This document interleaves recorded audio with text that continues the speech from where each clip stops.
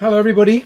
Welcome back to my Best Agent, what was the Best Agent breakfast show, which is a bit of a sabbatical. Probably bring the Best Agent breakfast show back in some form or other. But I wanted this live stream today because I've just done a live stream on the Moving Home with Charlie channel advising consumers on what they should be thinking about in the event of a property market downturn.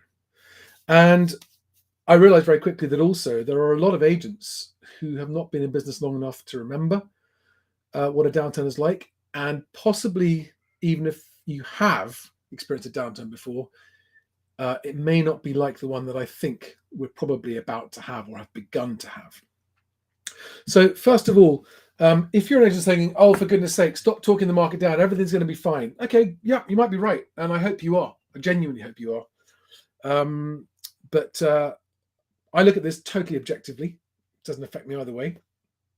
And what I think is, rather than putting your head in the sand when things are getting worse and going, it's going to be fine, it's just going to be fine, I'm going to carry on as normal, which is not a wise approach in my experience, it's best to consider the worst case scenario and be prepared for it.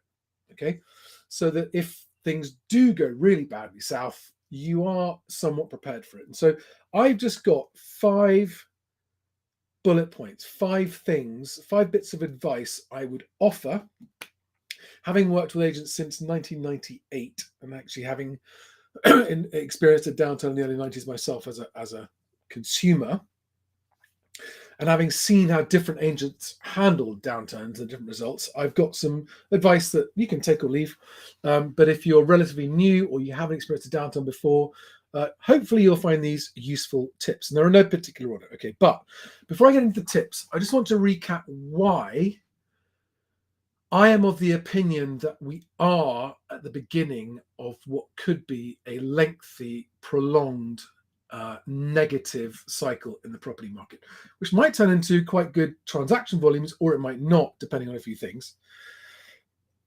Prices falling isn't necessarily bad for agents as long as transaction volumes can sustain. But whether or not that happens will have to remain to be seen. Let me run you through the list of reasons why I think conditions are going to get worse for the property market. Most of these you already know, but and then compare it with the list of reasons why you think everything's going to be fine. Okay, so pros and cons. Here are the cons. Inflation, high and getting higher, very high. It's forecast by Bank of England to get 13%. Interest rates, historically reasonably still quite low, but probably going to get a lot higher. Utility rates, gas and electricity prices have already jumped. They're going to jump again in October and again in January to levels that are going to leave lots of people making the choice between heating or eating. We've got the war in Ukraine rumbling on with showing no signs of abating. We've got America and China rattling sabers at each other over Taiwan particularly. It's just a bit nerve-wracking. We've got retail banks failing in China, as well as very large property developers failing in China.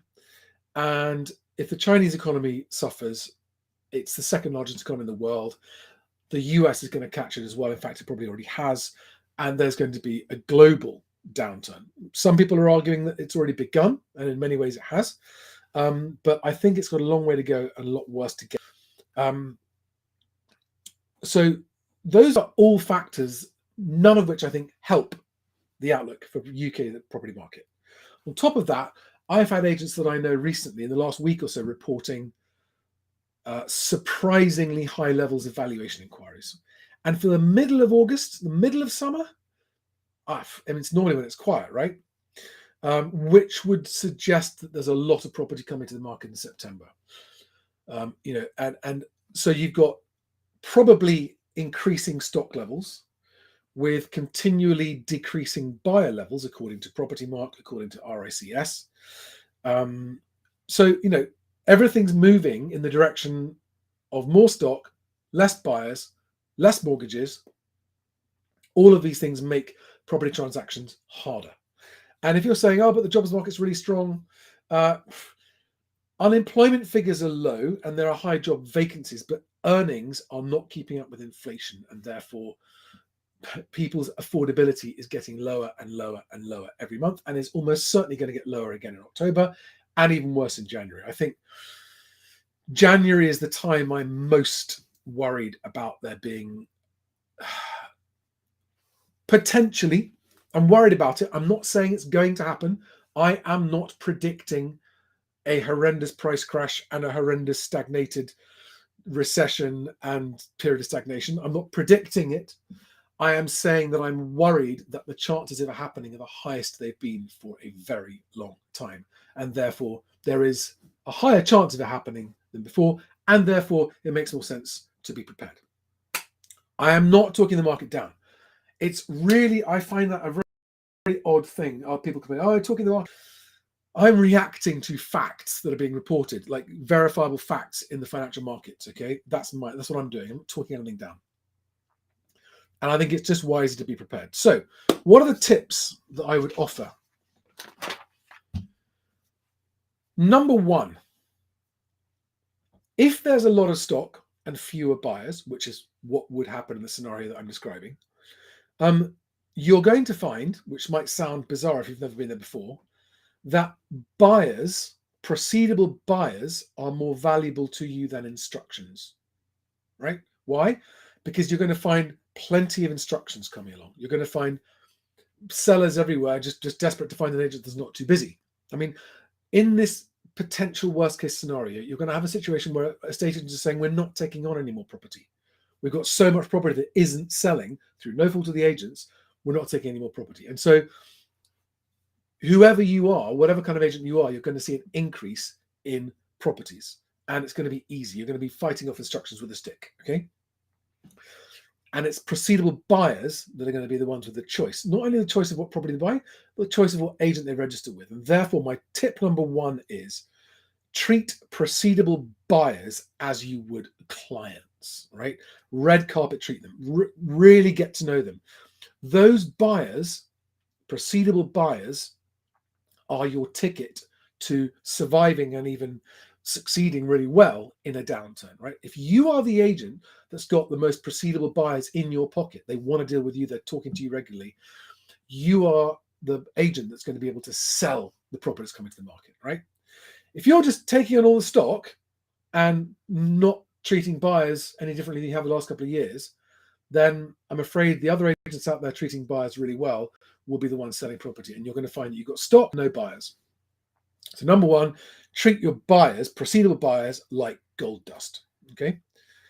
Number two, this is no particular order, right? I would be looking to make sure I had the best local conveyancer. I would be wanting to find a conveyancer with whom I could have a one-to-one relationship, and I'd be saying to that conveyancer, tell me what I can do to make these deals more proceedable.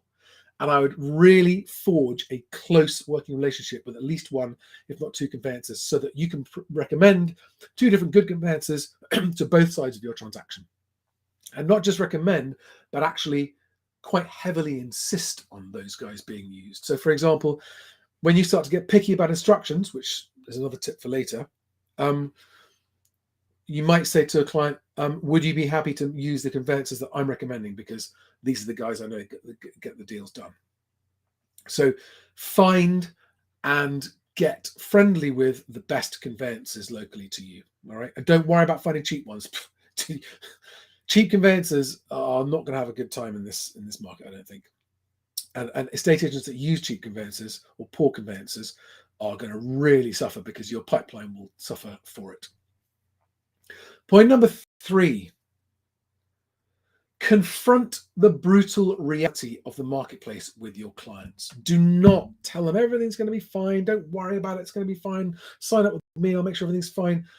That's not actually going to be reassuring advice.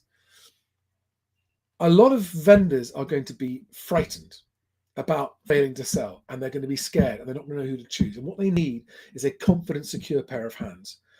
And if you put yourself in the position of a vendor who's picking between agents, and the agent that's most honest with them, not in a scary way, don't use fear, but in a just a raw and honest fashion about the conditions, you're probably going to get those clients to work more closely with you and to trust you more. So be honest with your clients. even more than you usually are. Next point, be selective with instructions, right? Instructions you can't sell just cost you money and time, right? And become a nightmare because the vendor's ringing up saying, why isn't it sold? Why isn't it sold? Why isn't it sold? You don't want to be taking on instructions that you're not very confident, which obviously comes down to the vendor's expectation on price, how closely they're going to work with you. Don't give yourself nightmare clients. I would start picking and choosing your clients more carefully, starting from now, okay? And I'd be much more prepared to walk away from a client you know is going to be trouble, difficult clients. I mean, you just don't want difficult clients in a difficult market. The market's difficult already, and you want us to make your job harder by getting difficult clients. Leave the market share agents that all they want is numbers to pile them high and sell them cheap. Let those agents take the difficult clients. Let them have that nightmare, okay?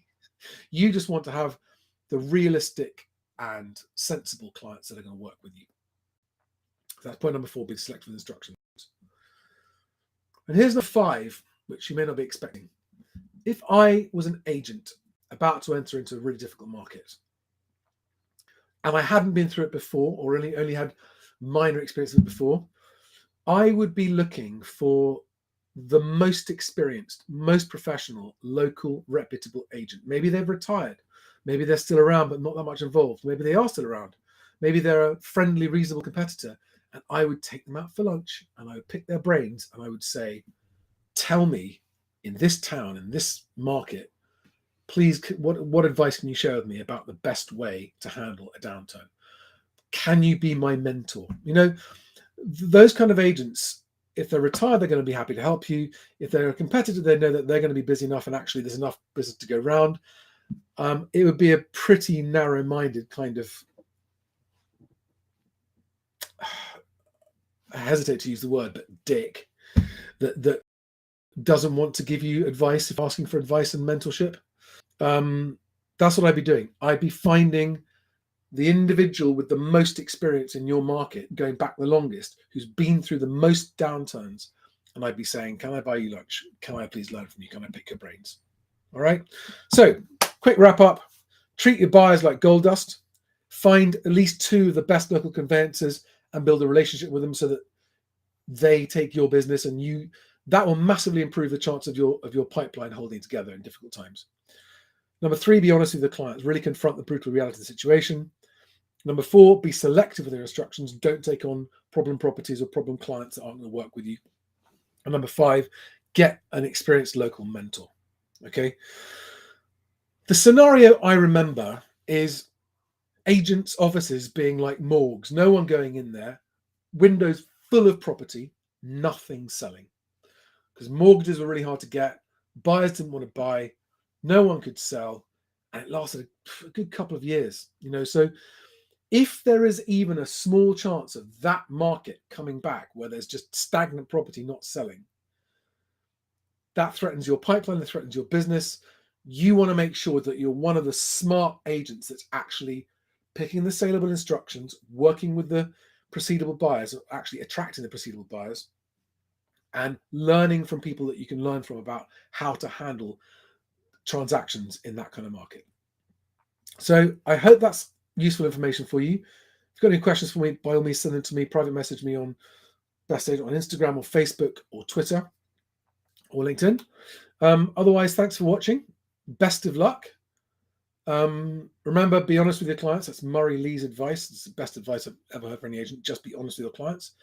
And all the best. I'll see you on the next video. Bye for now.